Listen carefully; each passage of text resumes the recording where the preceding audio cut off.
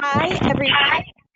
I am Tiffany Kildale. I'm the Career Development Manager for the American Podiatric Medical Association. We're excited you all could join us today for this episode of our Step into Podiatry webinar series. This webinar is being recorded and will be available on the Step into Podiatry website later. We will have plenty of time for audience questions. So if you have any questions, you can submit them by typing them directly into the question box at the bottom of your attendee toolbar. So for this session, I'm happy to welcome back our friend Mandy Now, who is the Career Promotion Strategist for the American Association of Colleges of Podiatric Medicine, or AACPM. In addition to Mandy, we also have Dr. Dave Fletcher, who is the Director of Admissions at Barry University School of Podiatric Medicine. Joining us on the phone, we have David Martin, who is the Assistant Dean for Student Affairs at Temple University School of Podiatric Medicine. And we have Asma Gayasudden. Did I say that correctly? I know you even told me and I still probably messed that up, so I apologize. But she is the graduate admissions recruiter from Scholl College of Podiatric Medicine. So welcome to all of you and thank you so much for taking the time to join us today. So one of the first things we're going to do, we are going to start today's webinar with a quick poll about residency. So let's see if I can do this correctly. By now, okay. So hopefully now you all can see the question on the screen, which is how long does a DPM spend in his or her residency training program after graduating from a college of podiatric medicine? You should have a couple different answers to choose from. Hopefully you will if I did it correctly, which this is always an experiment every time I do this. The answers right now in front of you, we've got 1 year, 4 years, none. There is no post-grad residency training, or 3 years. So please select whichever answer you think is correct. And we'll give it just another second here to see how you all voted. And now this is interesting. All right, we've got just about 95% of you have cast your vote. So I'm going to close it now. And so all right, so 92% of you said DPMs spend 3 years in postgraduate residency training. And with that being said, I am going to disappear and I'm going to toss it over to my friend Mandy, who can fill us in on the answer. So Mandy, I am going to give you the screen. Fantastic. And I'm gone. Okay, so let me pull up my appropriate screen. Can you guys see that? It. Nope, hang on, let me see.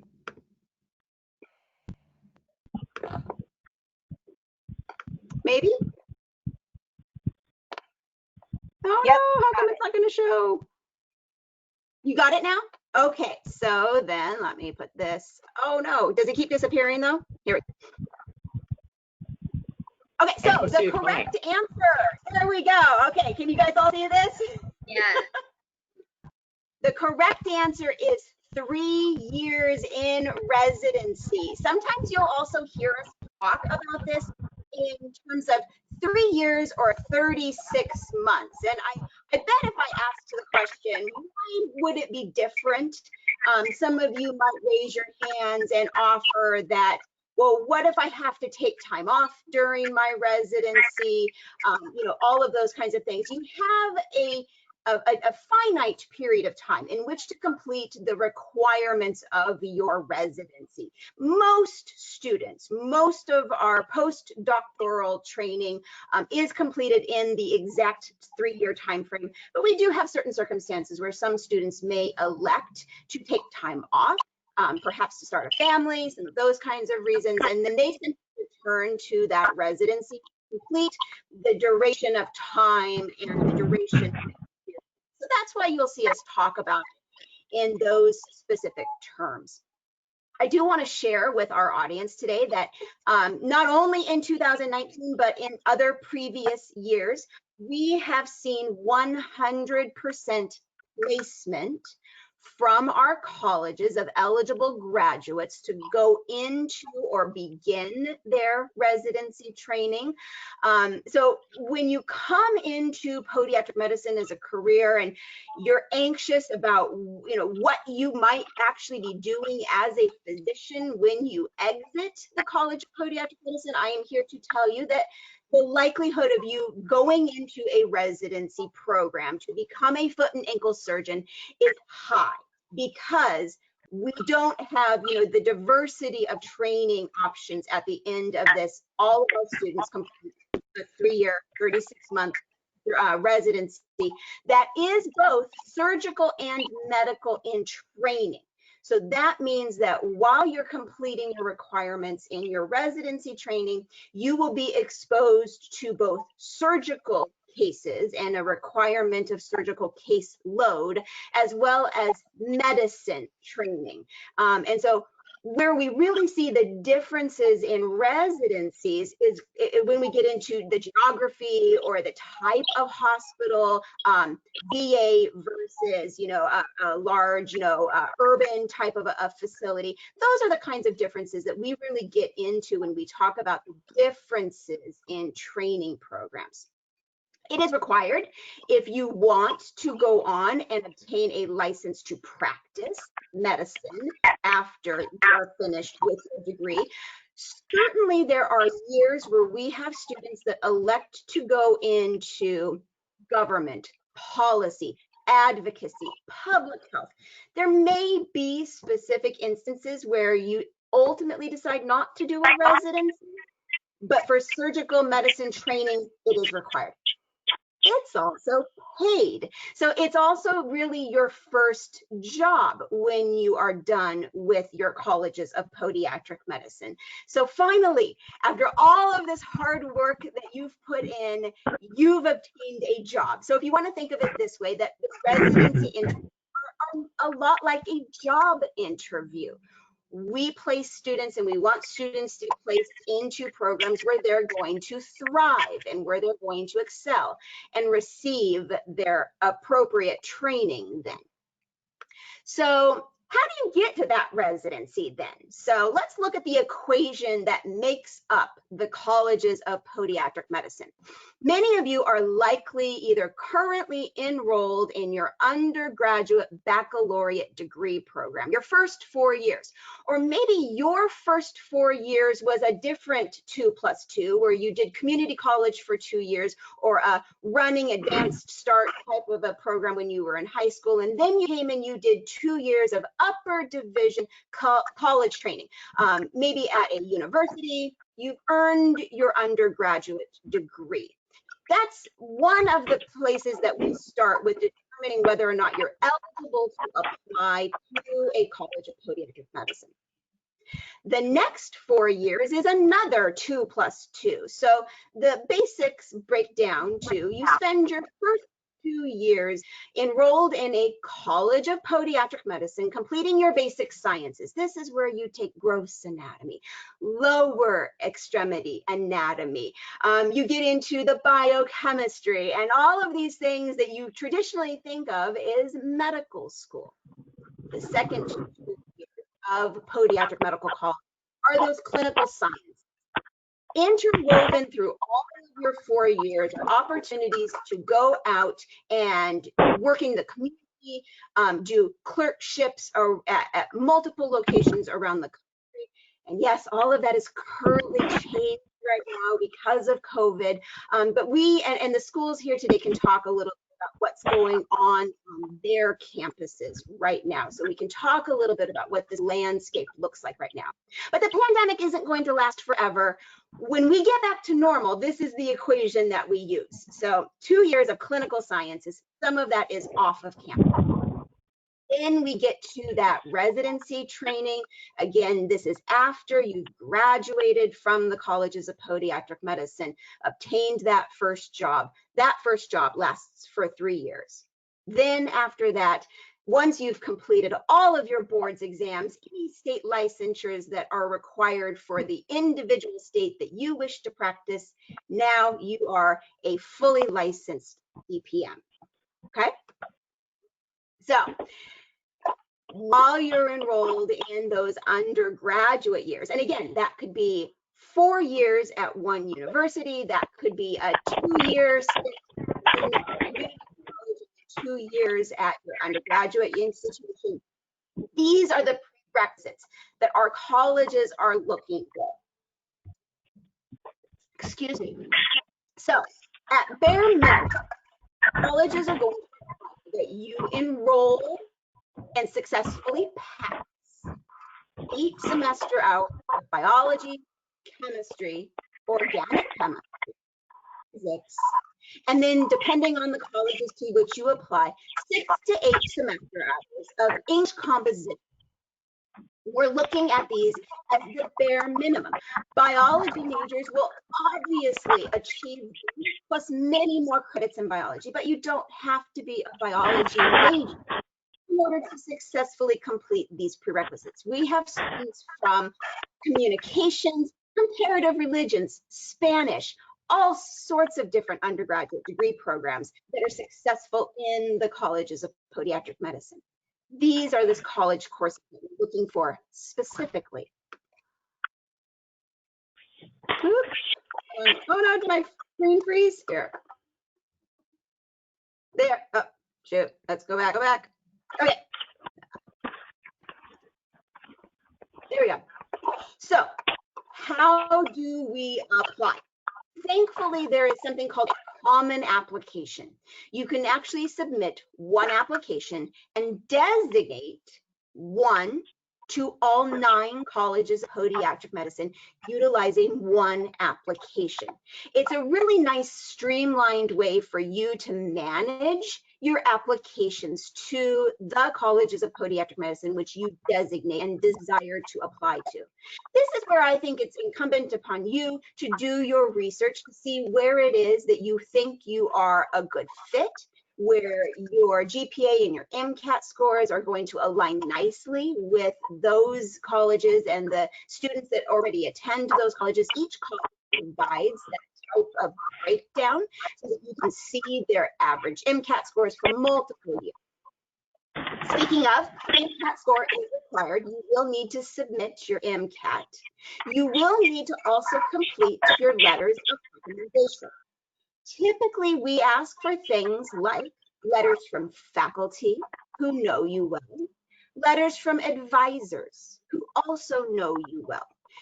There are instances where perhaps those 2 individuals may not be able to write letters individually for you. So please can start looking at, can a current employer speak to your knowledge to attend a college of podiatric medicine? What type of volunteer letters can you obtain? Perhaps your institution provides one committee letter.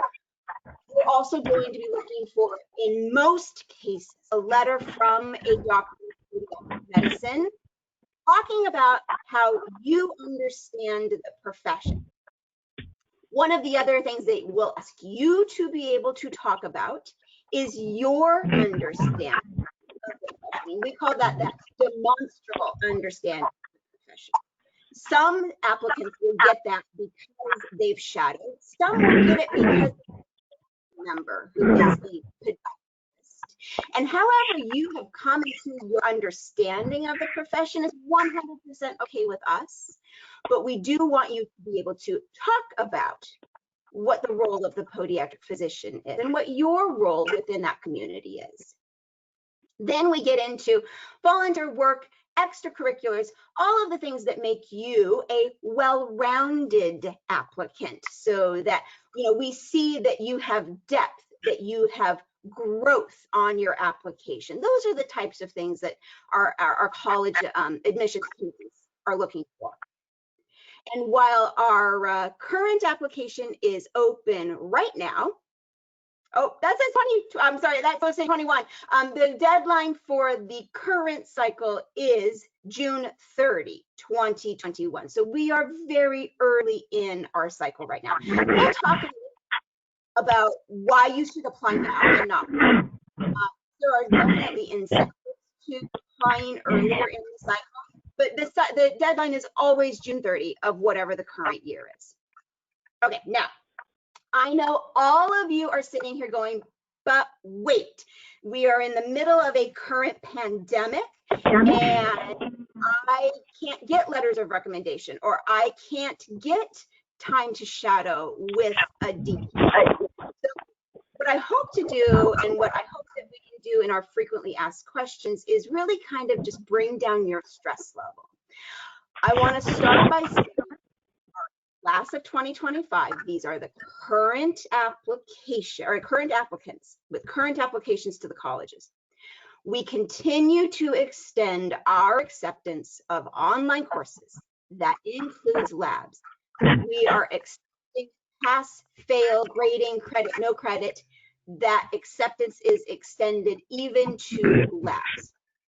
We understand that a small percentage of you may be having difficulty receiving official transcripts, and we have worked really, in all honesty, since the close of the last application cycle with our vendors to really extend what we would call an official transcript official. So we've kind of done a lot on the back end to make sure that you are able to get your transcripts in. Currently, we have a partial suspension of the traffic rules for the colleges, which is extended to the colleges may complete their interview requirements with virtual interviews. Okay. Now, if you happen to be a future applicant, my crystal ball doesn't quite extend into 26 yet, but I do know that we have a commitment from our colleges to go back and review this era of your transcript with acceptance of online courses, acceptance of pass-fail grading. We understand everybody's in the same boat, or maybe your boat's a little bit different than what your neighbor's boat looks like, but we really want to be gracious, extend a lot of opportunities to our applicants, and we want to be at above all understanding of what your individual circumstances are. Okay. And again, we'll get into this. So if you have questions, type them in, get your questions into the webinar so that if I can't answer it, we can extend it to really our big brains on the webinar today who can talk about what's going on their campuses. Don't hesitate to be in touch. If you have a really pesky situation that you feel is just really unique to you, don't feel like you have to solve this on your own. Be in touch, reach out, call, email, go online and see if you can't, find some answers on our website, but definitely don't feel like you're in this alone. We are all here to help you navigate this really crazy situation and make the best choices for you. Okay. That actually is the end of my my slide presentation. So I am going to turn off that, and because of the quality, I'm actually going to turn my video off so that you guys have really the best quality. But I am still here, and we'll still answer questions. Okay, guys? All right, Tiffany. Awesome. Thank you, everyone. I really appreciate it. Mandy, great information, a lot of great details. I think the key here is to just remain flexible going forward as we all try to kind of figure this out together. So the first question I have is, what happens if you do not get a residency after you complete podiatric medical college? Do you all want to, Asma, do you want to start us off with that one? Do you guys want to share a little bit about our residency match process? Mandy, do you want to chime in? I'll let you guys kind of take it away.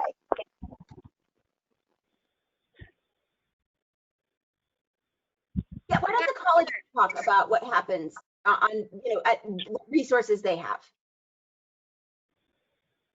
Can you repeat the question again? Absolutely. The question is, what happens if you do not get placed in a residency after you graduate from podiatric medical college? So I believe you do have a chance again to apply.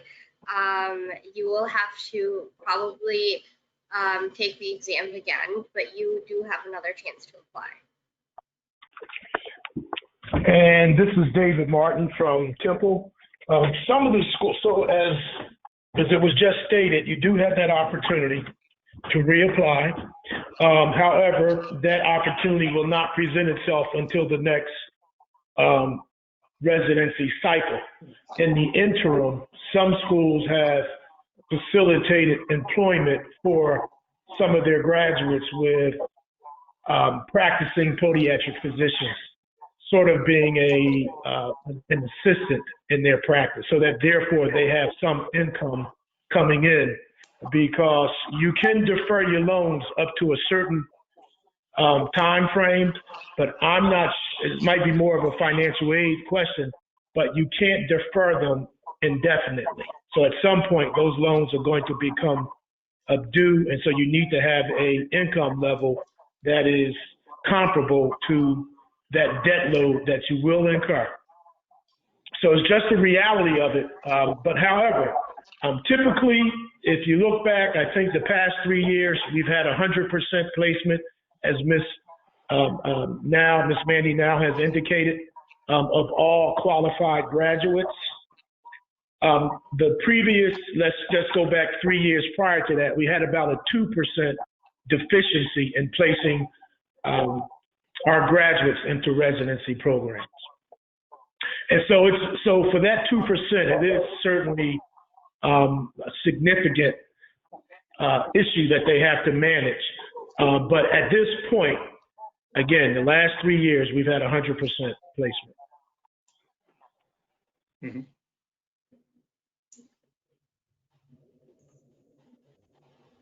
Dr. Fletcher, do you have anything you'd like to add to that? David Martin covered it well. I would agree with everything he said and wouldn't add anything more. Perfect, thank you. So our next question here, I planned on shadowing a DPM in March, but that is exactly when COVID-19 hit. So are there any tips to fulfill the shadowing requirement? So Dr. Fletcher, why don't we start with you on this one? Sure. So there's a couple of things to consider when we're talking about shadowing. If all you're trying to do is check a box on the application and produce a letter that says, yes, Susie shadowed in my office, that's one issue. And you may not have the opportunity currently to be able to do that. Part of it also may depend on where you're living. Some areas are a little more open and a little more flexible in terms of traveling and gathering and so forth. But I try to encourage applicants that the goal to shadowing is not merely so you can check that box and say, okay, that's done, now I move on. The whole point of shadowing is learning to understand and appreciate the profession in all of its variations. So number one, I suggest, and this would apply more to normal times, don't shadow just one doctor. Shadow several, both in and out of podiatry, of course, because part of the issue may be confirming that you really don't want to do cardiology, you really don't want to do dentistry, and then you can confirm that. But if you confirm that podiatry is your thing, then shadow several doctors, because they may practice different ways. One is a little more conservative, one is a little more aggressive in treatment, or they may just have different kinds of practice. Maybe one deals with more wound care, one deals with more sport medicine. So those are options. But the other thing I will say, if you can't shadow in person, the whole point again is to learn about the profession, because when you come to us for an interview and we ask you, what is it that captures your attention and imagination? Why do you want to be a podiatric physician? You can learn a lot of things without actually being in someone's office. YouTube, for example, is a great resource. Webinars like this is a great resource. Barry, I'm going to give a little plug here. Barry is doing a fall webinar series. We have a webinar on podopediatrics, on wound care, on sport medicine, on, I can't even think of what the other two are. But that's a great way to learn about the variety of practices. So if all you're doing is checking a box, yes, but you really want to learn what is the profession about. I definitely agree with that, Dr. Fletcher. And also, there's virtual opportunities out there too, where you could virtually shadow. And I think that's also important, as long as you have an idea of what the profession is about, and when you're interviewing, and when the interviewer asks you, why podiatry, you don't want to hesitate while answering that question. You want to be able to give an answer right away. You need to know your aha moment. I tell everybody this, you need to know your aha moment. And everybody has those moments, right? Well, that's why they choose podiatry. So I definitely agree with you, Dr. Fletcher. So if I could just add a brief comment as well, is that yes, we want to make sure, and I use the phrase that you're not romanticizing or the idea of becoming a physician, a podiatric physician. So we definitely want you to have that hands-on experience, and we want you to know some of the rewards and some of the challenges involved with the discipline. And additionally, most of our schools, we have internship programs that you can actually, in normal times, actually be on campus and interact in our clinics with our students, with our professors. However, be that as the situation as it is at this point, the Temple University, we anticipate holding a virtual winter internship program where we look to have some of our practicing physicians basically doing a Zoom, if you will, process with their patients. And so most of the schools will allow you to participate in some type of internship, and we all will be having the various webinars that's going to introduce you to the various aspects of podiatric medicine. I know Temple will be going live with a few seminars and workshops and things of that nature beginning in September. So most of the schools, Temple, Barry, Shoal, Iowa, you can go into our websites and see what we have to offer in that regard. Thank you for that. I think Mandy had something else to add here as well, so I'm going to call on her. Yeah, absolutely. Thank you. So 100% agree with everything that has been said so far. This is an opportunity to really get creative and think outside the box and show the colleges that you don't get stuck when things get hard, because it's going to get hard and you're going to have to be creative and you're going to have to find ways to either differentiate yourself as an applicant or differentiate yourself as a current student or as an applicant to a residency program. So, I mean, it starts now. And what better opportunity to start differentiating yourself than, to start thinking about creative ways to learn about the profession. From Dr. Fletcher's, YouTube videos, which there's some great stuff out there. I will plug, there are some great student Instagram accounts that you can follow that all lead you to Asma's aha moment, right? Being able to articulate that aha. I saw this. I want to do that, right? And that's what we're aiming for here. It goes back to that demonstrable understanding of the profession and being able to speak about it. I am going to plug stepintopodiatry.com. Likely, many of you have found this webinar. Because from there you can go to the mentor resources page. And, as Dr. Fletcher mentioned, some are willing to see you in person, some are willing to see you at coffee, where we can maybe not be interacting with the patients and using up PPE and some of that kind of stuff. And some of them might be willing just to chat with you on a good old-fashioned phone call or a good old-fashioned Zoom meeting. Okay, so we're all experts at that now, and it's not ideal. I will be the first person to say it's not perfect, but it's a way for you to keep the momentum going forward. And that's what we are really talking about here, is keeping your momentum going forward, either for an application this year or an application in a future. Super helpful. Thank you all so much. Our next question here, and I'm going to kind of jump in on the front end of this one, if it's okay. If there are no DPMs in my specific area, can I still reach out to someone else? The answer to that question is yes. And if there's one thing we can say about COVID, that is sort of the silver lining, is that because our mentor network is virtual capable in the sense of, as Mandy just said, right? We're all familiar with GoToWebinar now. We are all familiar with Zoom. You're welcome to reach out to DPM through the mentor network across the country. And when I first sort of reopened the network after we'd initially paused it in March, that was a lot of the feedback that we got from mentors, is that they were so excited to be able to now talk to students from across the country. It didn't have to be someone directly in their zip code, and they encouraged it, and they want to hear from you all. So the answer to your question is yes, and I will let anyone else here, whether it's Dr. Fletcher or David who's on the phone, anyone else feel free to chime in on this one.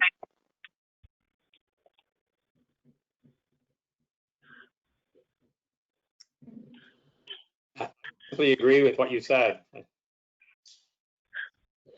Certainly, 100%, because again, as I just indicated, through our winter internship program, which is going to be virtual, we have some doctors who, and as Ms. Knoll indicated, who have Instagram capabilities. They have the Zoom capabilities with their patients, and they're willing to have you be a virtual shadower through and we'll have programs such as Anatomy 101, where we'll have our students doing dissection, and you'll have an opportunity to, again, through virtual platform, to observe/participate.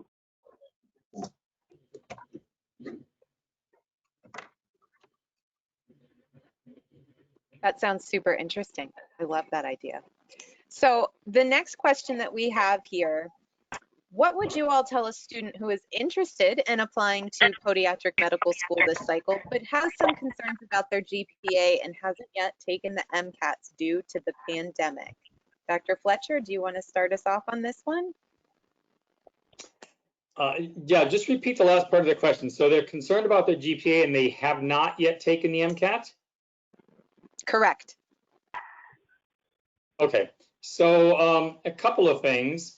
Number one, at least in Barry's case, we will take an initial look at your application without the MCAT and have a discussion with you at that point about whether or not we are, interested in pursuing a relationship with you and encouraging you how to proceed in that. So just because you don't have the MCAT does not eliminate you from applying and beginning that relationship with us, at least at Barry.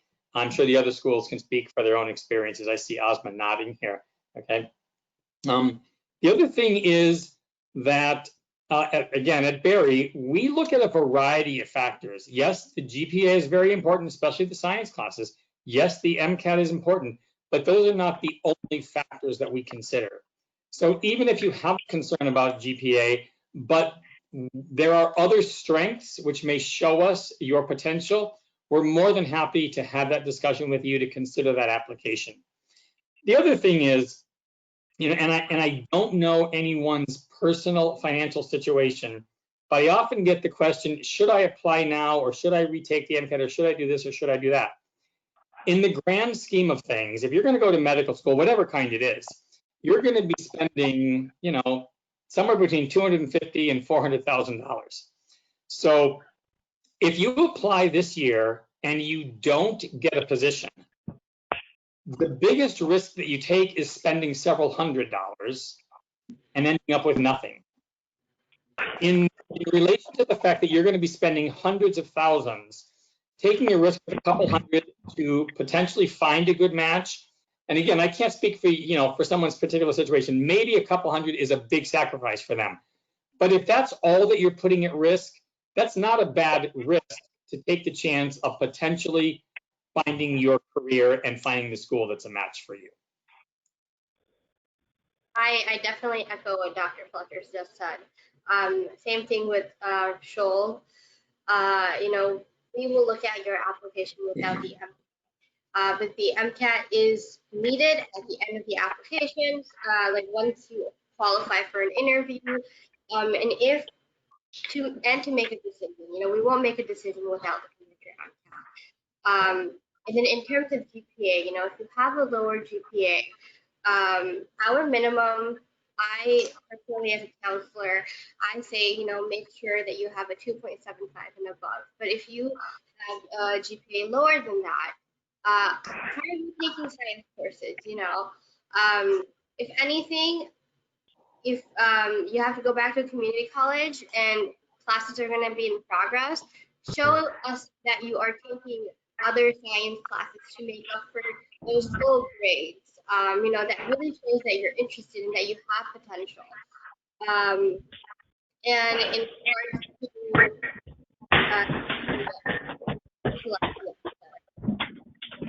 the MCAT, the grades, that's it. So University, I agree with my colleagues and the points that they have made. But I would like to add that again, like most schools, if not all schools, we do a holistic evaluation and we look at various credentials to try to ascertain if you would be a successful candidate in addition to the support services that we will provide to help you be successful. You know, I look at some of the data of the credentials of our students, and I note that we have a class of 100, and of the 100 students, 26 have graduate degrees. And so a number of our students, a large percentage, are going back doing graduate work / post-bac work. And there are a number of post-baccalaureate programs in existence today.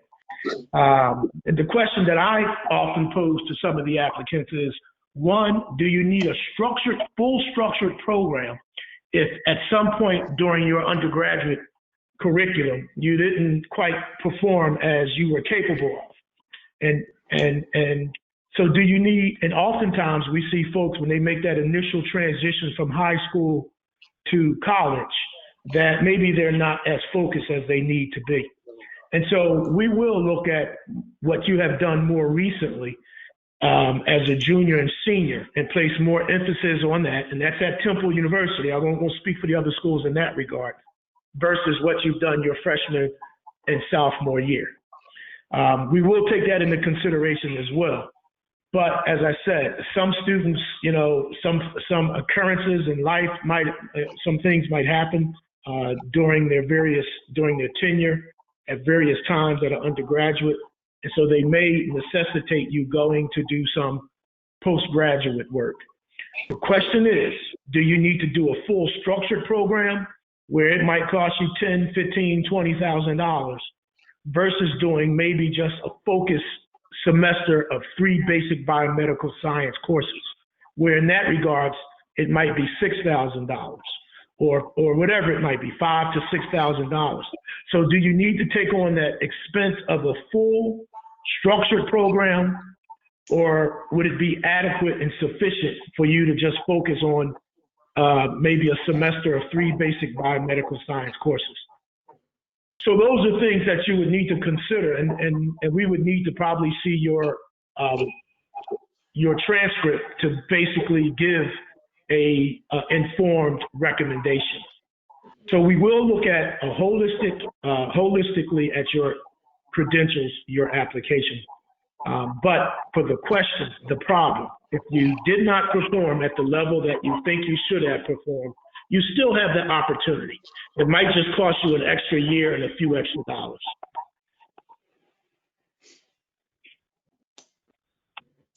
Great answers there, everyone. Thank you so much. This next question, it's kind of the $1 million question here, and any one of you can answer it. Is the MCAT waived for the 2021 cycle?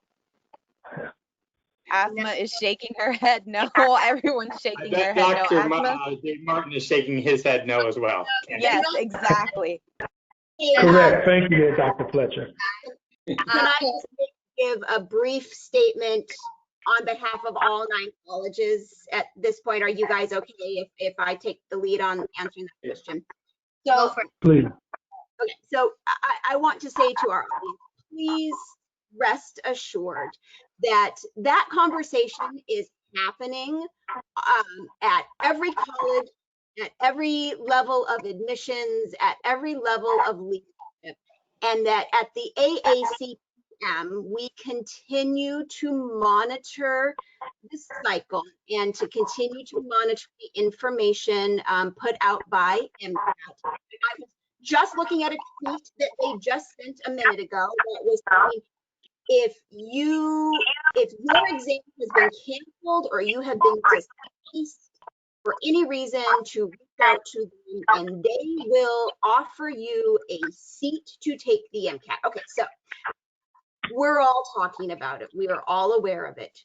As it stands right now, there are no modifications for the MCAT that are being offered to applicants because we are so early in the cycle. And again, none of us have a crystal ball. We don't know what the next, 2021, MCAT testing dates are going to look like.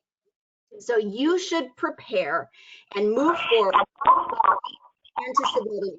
You've already heard that, at some of these colleges, they're willing to take a look at your application prior to getting a MCAT score. And that's actually something that we've done for a long time.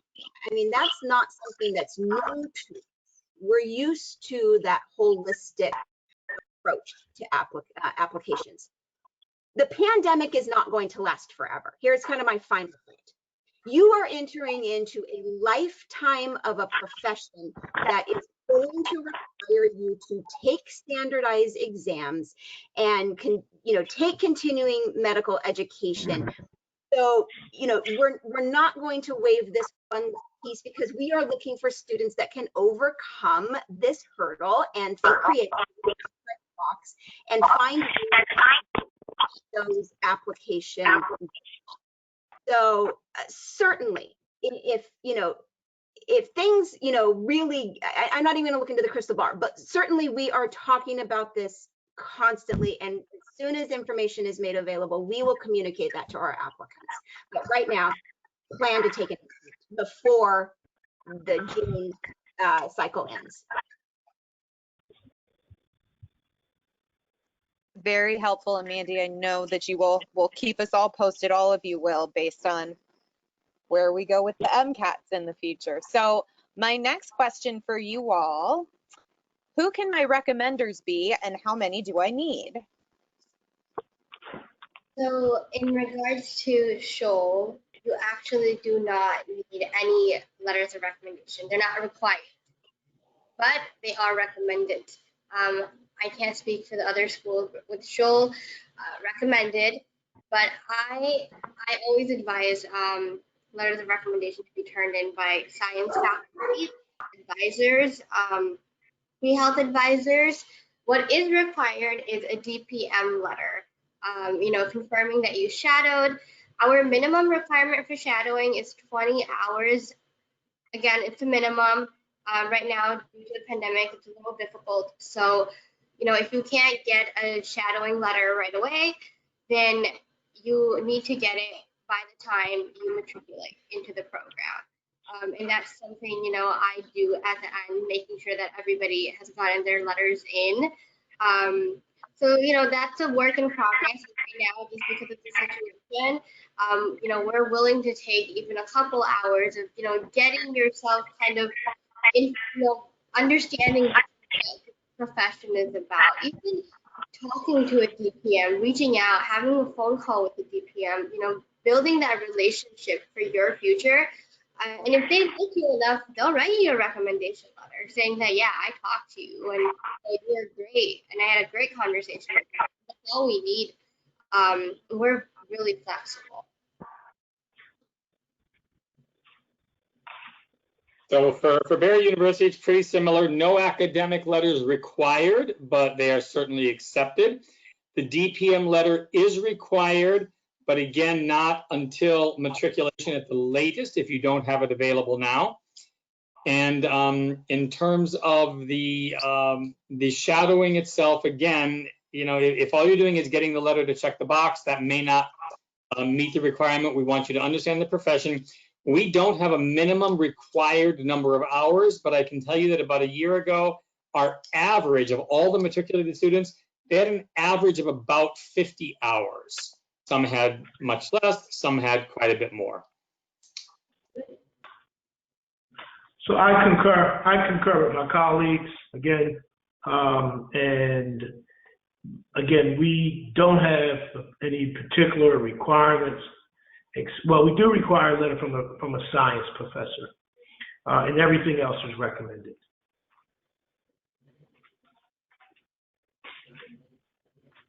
Thank you all for that. That's super helpful information.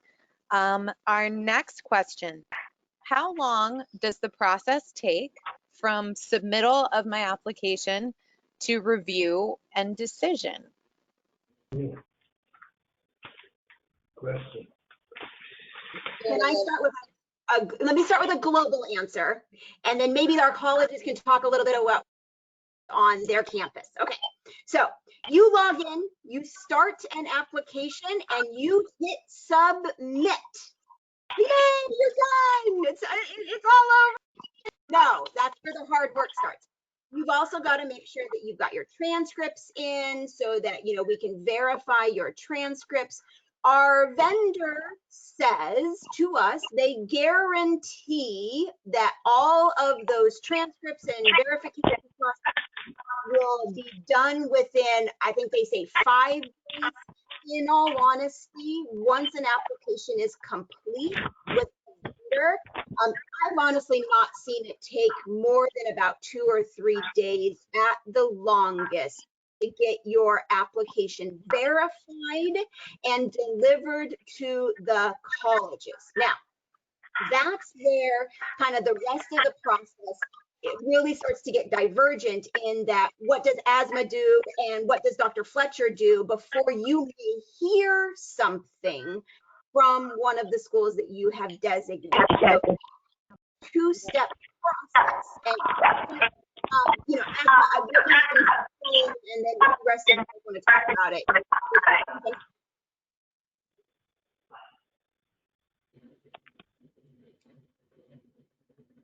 Okay, I catch the last of what Mandy said. It broke up a little bit, but I'm going to follow up. So a couple of things. I just want to follow up on what Mandy said regarding the vendor verifying the application and so forth. It's important that if there's any follow-up needed with them, that the applicant take care of that. We had a situation this spring where someone contacted me, I think it was the first week of August, just a couple of weeks ago, and says, I never heard anything. And in fact, what happened was the vendor verified their application, reached out to the student and said, is everything okay? Do you agree? Shall we forward this? And the student never replied to them until the end of July. And then we received the application. So because the student wasn't following up with her email, unfortunately, we were not able to review her application. The class was full. That's an exception, but it is an important part of the application process. Hitting that submit button does not absolve the student of all follow-up activity. Please do make sure that your application is being handled in a timely manner. And if not, then reach out. So when we receive the application in a verified format, we normally review it within 24 hours. And we will make a decision at that point whether or not to invite the candidate for an interview. If we do, in either way, we communicate that again, usually within 24, sometimes 48 hours. We will send an email inviting them for an interview or telling them that they're not a good candidate for break. And if there is something about the application we think has potential, but we're not ready, then we may put them on a delay and have a conversation with them literally over the phone or something to flesh it out a little more and decide if we're going to proceed with them. Once we schedule the interview, and it's all scheduled online, we have a wonderful service we use that enables the scheduling service. We schedule interviews out around anytime in the next 5 to 6 weeks. So you can kind of pick the date you want. The interview takes place, and we generally will have a final decision for you about a week after the interview, assuming that everything is there. If you're still missing the MCAT or something, we may have to delay that. But if everything is in place, we will have a final decision for you, including a scholarship decision, in usually no more than a week after the interview takes place. So I can't fully echo what Dr. Fletcher said. But yes, you do have to make sure that the vendor does verify your over to the school. So once I receive your application, it could take about a week, even up to 2 weeks, to process the application. It usually goes to the committee as well. So we do have specific steps that we take. And then we will, depending on the committee's decision, we'll invite you to interview. And then from that point onwards, basically the same process. As Dr. Fletcher was saying, you receive and admit about a week, even within a week, I'm going to say like probably 3-4 days. Unless there is a holdup, then we will let you know if the committee has to look at it again. And then you will receive an offer with a scholarship. So it is very quick at the end. I would say in the beginning it can drag a little. I wish we were as fast as Barry, but definitely, we try our best. And please make sure that you reach out to us. Any questions that you want. We are here to serve you guys. So I'll speak to Temple. And so Temple University, once we get the verified application, and our traffic rules, like the other colleges, indicate that we cannot really extend an invite for an interview until the application is verified by the application service. So as Dr. Fletcher indicated, you have to follow up and confirm that your application has been verified. We get a chance to review the application. We can reach out and interact with you, but the traffic rules for the association says that we cannot invite you in for an interview or do a virtual interview until the application has been designated verified. Once it's verified, typically within 48 hours, our admissions committee, typically myself, will send a communication inviting you to an interview. Let's just be positive, right? Inviting you to an interview. Subsequently, once you have interviewed, whether it's 2 weeks or a week or a day after you get the invite, 2 weeks or a month, based on your particular schedule, we actually, the admissions committee, review applications every other Wednesday. So it could be if you happen to come in that Friday after we just reviewed the previous applicants who interviewed, then it might take an additional, let's say, 10 days before we communicate the outcome of the interview in your application. And in regard to scholarship, once we send out the communication regarding the outcome of your interview, we send a scholarship offer letter, if it's applicable, simultaneously with the offer of acceptance. So I think the key takeaway that I'm hearing from all of you here is really just to kind of, be mindful and stay on top of your application. Make sure it's verified. If you don't hear anything back from the schools, feel free to follow up. Just be proactive in it and make sure that they have all the information they need from you. And just because you hit submit doesn't mean you're done. And they want to help you. They want to see you succeed. All of these wonderful people are here today to help you all try to figure this out. So we're all in it together. Don't feel like you have to go it alone here. Sure. And I would just add one thing in terms of if you don't hear from the school specifically, I've known on some occasions we've sent an interview invitation to a student and I don't hear back from them. They never schedule. I call them up and it turns out it went to their spam. So please don't hesitate to check your spam email. Alma says yes. Don't hesitate to spam because, again, people have missed the opportunity because they didn't check their spam and I didn't follow up soon enough with them. So we don't want you to miss that opportunity. Definitely. The times that have happened, I can't even, especially since the start of COVID, everything has been through email. And the spam is very important. Even I myself receive so many emails in spam. I'm checking it on a daily basis. It's crazy. Our next question here, how long do we have to either accept or reject whether or not we attend, and what happens if we need more time? So I guess I'll go. When you are sent your admission letter, usually there is a time frame where you have to accept your admission enrollment. I believe we give you about a month in the beginning, and then it decreases as we get closer to the deadline. By the end of, I'm gonna say by like July, we do, or by June actually, it's within 24 hours. If you are being admitted, you have to make that decision. So it does depend and vary at what stage you are in the process. I'm not sure how the other schools work, but that's how Roslyn still works. Mandy, maybe do you want to address this since it comes out of the traffic rules? Yeah, it does. Yes, sure, absolutely. So we do actually have a defined set of timelines that if you interview, and what I'll do is, let me explain it. I'll go grab it and I'll send it to Tiffany and she can post it out so that everybody can go to the website and actually look at the traffic rules.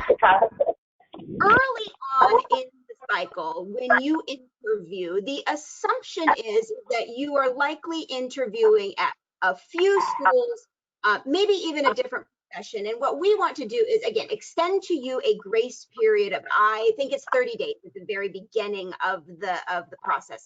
And then there is a date in the future of the application cycle where all of the schools say, okay, look, we're getting close to the final number of seats in our class. I don't have the luxury of extending to you this 30 days of grace period. 2 weeks. And at the very end of the cycle, a school can quite literally offer you acceptance and demand to know whether or not you will accept that seat within a few days. So let me go grab that so that everybody has that timeline. But I will say this. These are our guidelines. These are our traffic rules. These are the agreed upon language that all schools operate within. Every single school, and I think as I sit here and I look at Asma and Dr. Fletcher, and I know David is on the phone as well, and I know that these are reasonable folks who have the luxury, especially early in the process, of working with applicants. Again, we don't want to trick you, or we don't want to pressure you into making a decision that will, ultimately maybe cost you a couple of $1,000s, because that's a lot of money, to pressure you into accepting a seat that you don't want. None of my colleagues want that. I don't want that. We all work together. If there is an extenuating circumstance, my colleagues are very reasonable and are willing to work with you so that you really ultimately do make the absolute best decision for yourself, because nobody wants, to be stuck in a program that, isn't a great, not even a good fit for you, a great fit for you. So that's my 30,000 foot discussion. Again, it all, really just kind of depends on, the schools and the time. So if there is no other takeaway from this discussion, it's apply early. Submit now, because this is when you have the greatest amount of flexibility in scheduling your interviews and getting the scholarships that you are eligible for and claiming the seat that you've earned and you've worked hard for at the school that you most want to attend. So that's what I'm going to say. I'm going to go grab that link, Tiffany, and I'll post it. And if you can share, that would be great. And while she's doing that, I'll just add that while we do have these deadlines and we're flexible, there's also flexibility in the other direction. If you've gotten a decision from one of us and you absolutely know that you're going to that school, you don't need to wait 30 days. You can deposit tomorrow, you can deposit a week from now, get that taken care of, get your seat reserved, get it over with, so you can move on and do the rest of what you need to do, and we'll worry about, the next person down the line then.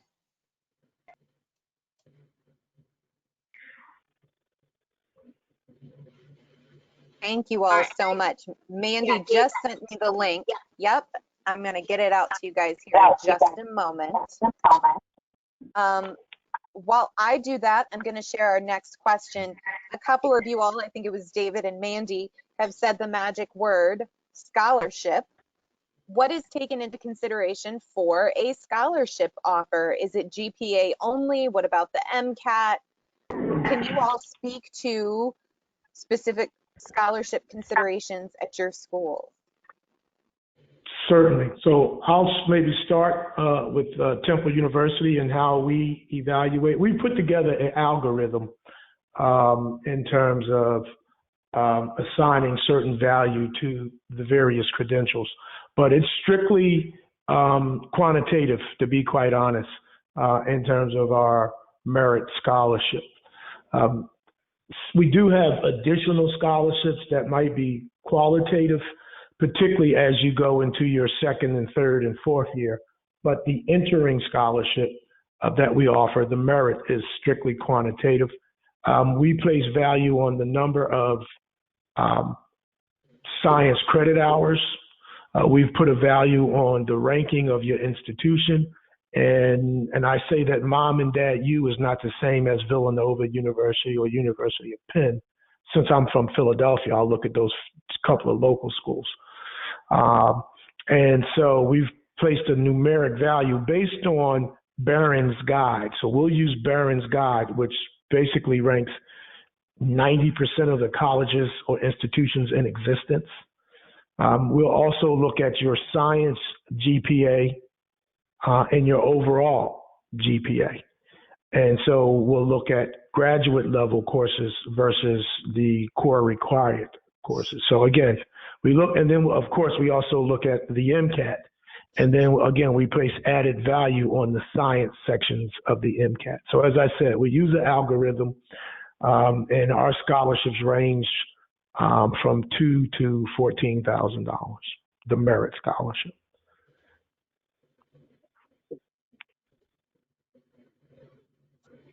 So in regards to Shoal, scholarships, that is determined based off of your interview, how you do on your interview. So we have a scale for that.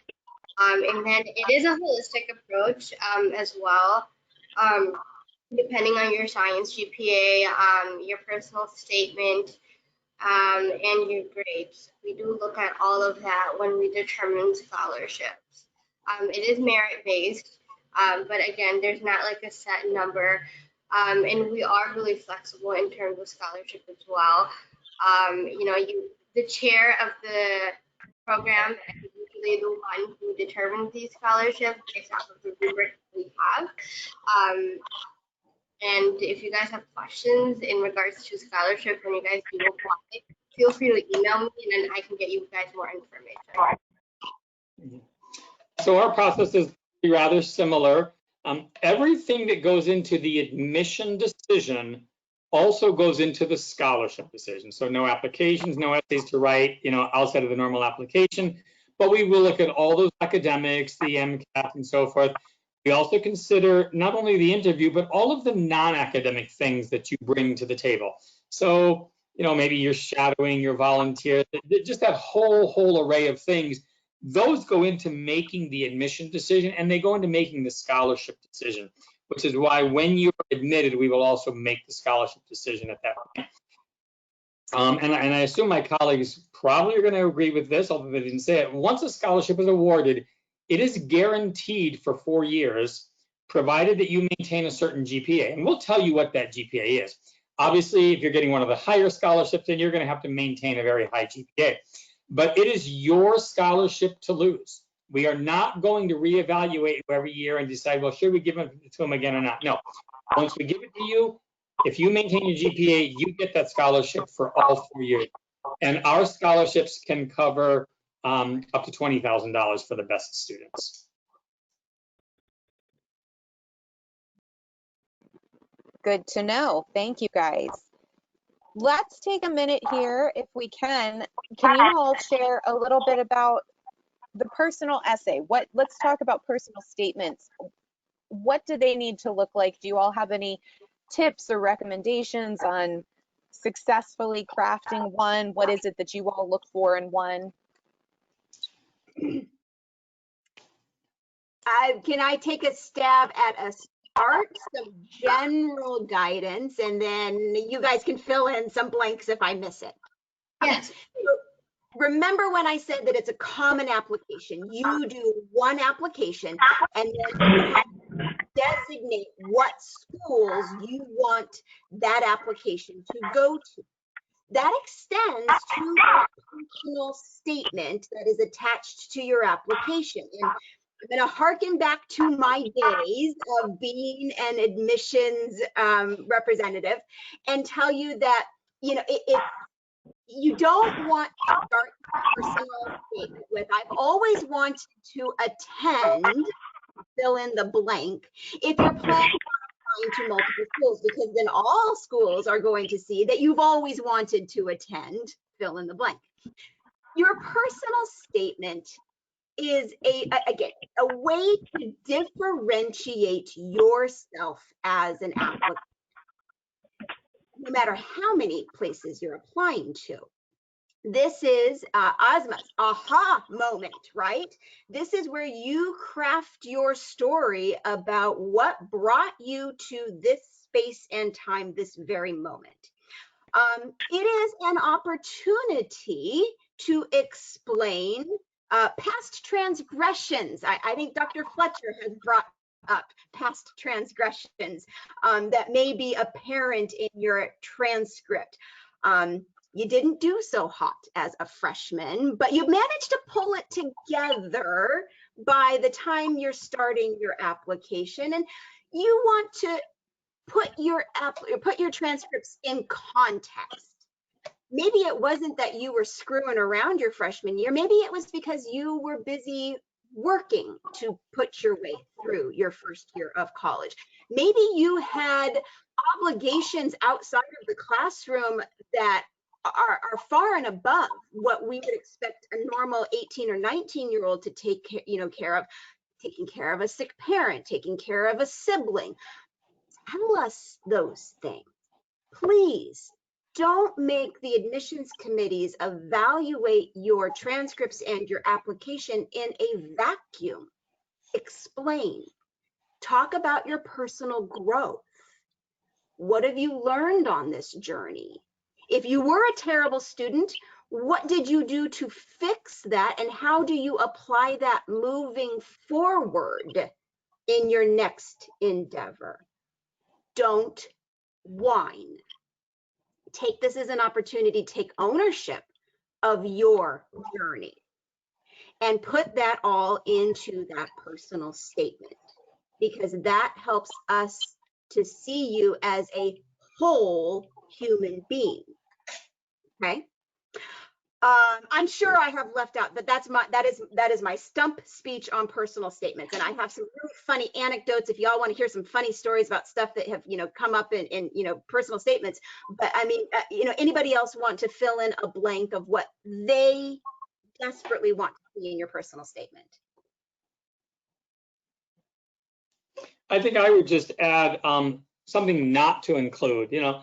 Yes, you might give us an explanation of why you had some academic challenges, but you don't need to cite all of your great successes academically. They're there on the transcript. We can see that you got a 3.8 or 4.0. That's not going to move the cause forward. That's pretty evident. Unless you did that overcoming some particular challenge, that may be relevant, but just to recite that is not going to contribute much.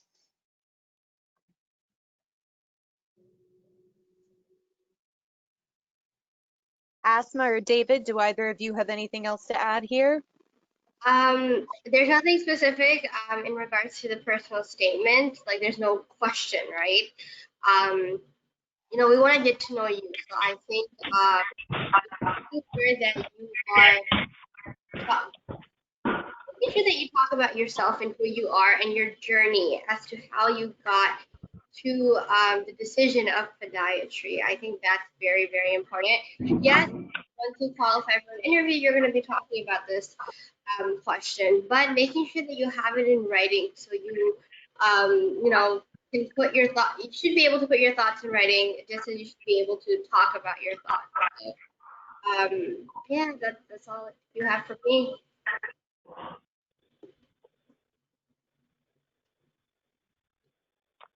Final thoughts on the personal statement.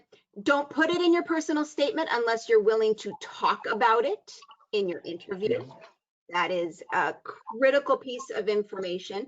You know, you might have something that really defines you as a human being, but you can't talk about it without becoming emotional, etc. It's okay to leave that stuff out. You know, make the best decisions for you as you, again, are crafting this bit of information about you. The only piece that I will add is that we want to try to get a sense of your passion for the profession, and it's not necessarily a time to be humble when you're writing that statement. That's it for me. Have somebody else read it and edit it. Yeah. Watch out for common grammar pitfalls. Spell check is great, but it does not necessarily always differentiate between homonyms, homophones, and other bad grammar. So have somebody else read it.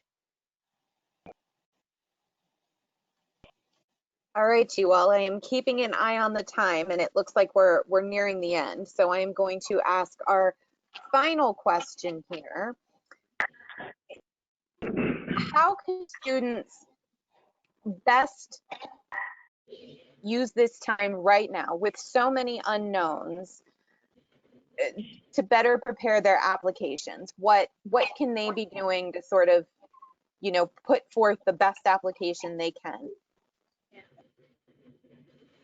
So personally, I feel like I guess I'm gonna put myself in the student's shoes, right? If I was applying to podiatry, whatever online resources we have, because right now obviously you can't really go out and shadow, or you might not get that opportunity. So take advantage of every online opportunity that you can. That way you are still building connections either way. Zoom is still working, Google Hangouts, there's so many different platforms where you could connect with a mentor, with a DPM. Take classes if you feel like, you know, you need to, you know, your grades need to get higher, your GPA needs to get better. Take community college classes, save money. And in regards to, sorry, I just like heard my voice echo back. So weird. And also, that keeps happening. All right. Leadership and service experience. I think that's a really critical part of the application. You know, join organizations, join communities, participate in clubs. Get that leadership experience that is very, very important. You know, getting shadowing experience is just as important as getting your leadership experience. We want to see that you are well-rounded. Making sure that you have that experience is very, very important.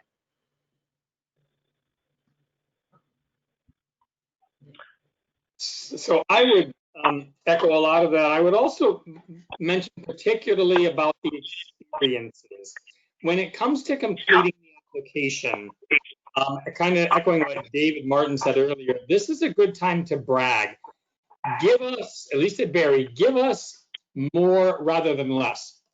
You might think, you know, when I was a senior in college, I worked at McDonald's for a semester because I needed money. I don't really care that I flipped hamburgers at McDonald's. That doesn't mean anything. Well, you don't know exactly what that tells us or doesn't. We might look at that and we might totally ignore it.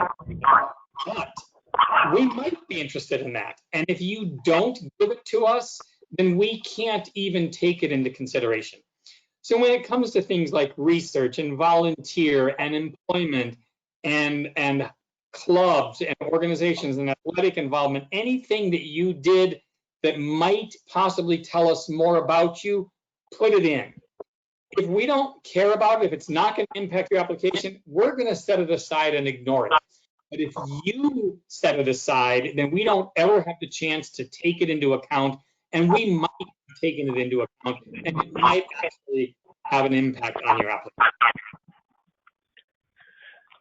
I concur again with my colleagues, and I'll just maybe add the one piece that we will look at first and foremost is your academic credentials.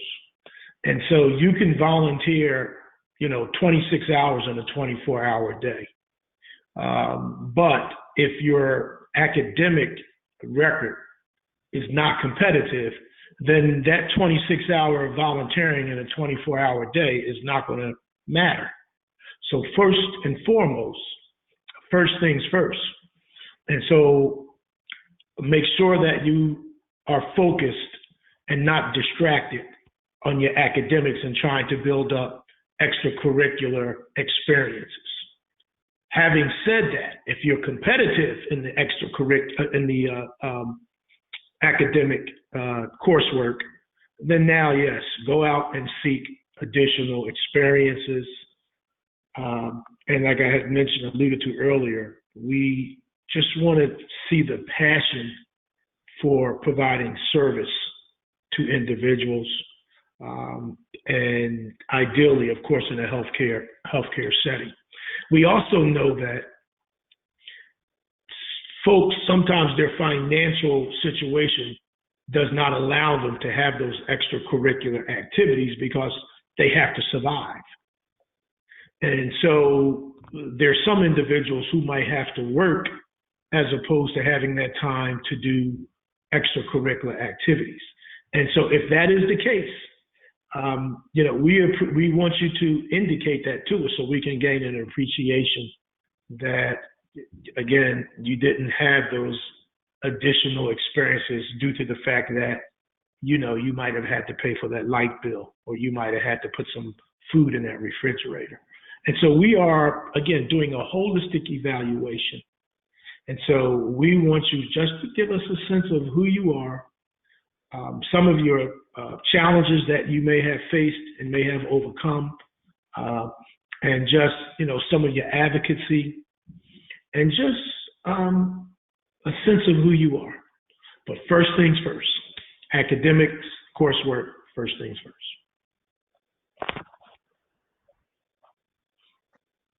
Before we completely sign off here, Mandy, I've got one more question, and I'm going to throw this one to you.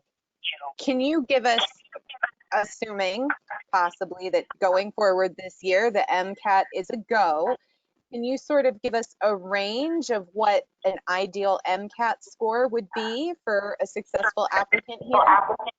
Yeah, absolutely. So that's actually what we track on our website, aacpm.org, under the statistics tab. And again, I can go grab that one when I'm done talking.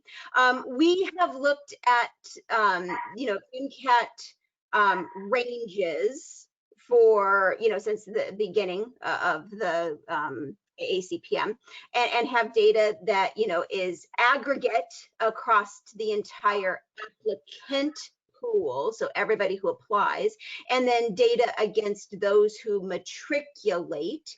With the new MCAT scores, I like to tell students, in that 495 to 497 range is a healthy MCAT score for just about every single one of our colleges of podiatric medicine. Now, the colleges also provide this data publicly. We have information on, annually in the college information booklet, and I'll go grab that link as well and share it for you, so that you can see, either in that range on the lower end or on the high end, or a high MCAT but a low GPA, or the exact opposite, how you might then look, compare to the average applicant at each individual college. So I'm going to go grab that data, the link, so that you guys can go back and take a look not only at applicant matriculate data that we have on our website, and again, historically, so not just, for the recent years, but looking, retrospectively back, And I'll grab the link to the college information booklet because that has each college's infographic. And so again, you can see that data. And then obviously each college, looks at, MCAT, that average score across their applicant pool as well. Awesome. You guys, we're going to wrap up here. David, Dr. Fletcher, Asma, do you all have any final words before we sign off here? Thank you, everybody, for joining us. I'm very happy that I'm here to help you guys. Feel free to email. I'm sure everybody at the other schools are also going to do the same thing. But we are here for you guys. We want you to succeed. That's my goal, at least. We want to see you guys succeed. So please email us anytime. Dave, maybe I'll join in. Indicate that, again, thank you all for joining this webinar. We appreciate your interest. We'd like to continue to stay in touch and maybe nurture your interest in the podiatric medical discipline, the profession. I know that if you get a chance to visit all our websites, you'll probably get a chance to see some of the virtual activities that we'll be hosting as we go, as we deal with this pandemic. And so we anticipate having at least a couple of virtual workshops. Like I said, Anatomy 101, where our students will be down in the anatomy lab, maybe, doing a little dissection, maybe identifying some nerves, some muscles, things of that nature. So just, again, stay in touch. And if you have any questions, concerns, please feel free to contact all of our admissions officers. Yeah, we're happy to help you. If it turns out that Barry is not a good match for you, if you're meant for podiatry, there is a school out there that's a good match. And while I'd love to see you come to Barry, I mean, hey, you don't have to shovel sunshine, right? I'm happy to help you find the school. And if that means Chicago's a better fit or Temple a better fit, I'm happy to be a part of the process, helping you to become a better DPM in the end. Such great information, and I'm gonna put the call out to all of our admissions friends here. If you all want to share with me any of the virtual events that you may be hosting at your schools, I'm happy to include them on the Step Into Podiatry website. I'm happy to promote them as well, just to kind of get some traffic your way. I think they all sound really fun and interesting, and they seem like a really great outlet right now while we're all virtual. So why not just make the most of that time? With that being said, I want to thank everyone for their questions. You all had so many great ones. Thank you all for taking the time to join us. A very special thank you for our guests, Mandy from AACPM, Dr. Fletcher from Barry University College of Podiatric Medicine, David, who is on the phone from Temple University School of Podiatric Medicine, and Asma from Scholl College of Podiatric Medicine. You all can stay tuned to the Step Into Podiatry website, along with APMA's Instagram account, which is official_APMA, and we'll be sharing details about upcoming webinars and other virtual career events. So we hope to see you all there. Thank you again for joining us, and hopefully we'll see you all back here soon. Have a great rest of the afternoon. Thanks, Bye. Tiffany. Take care. Bye-bye. Bye, guys. Thank you. Thanks again. Bye, everyone.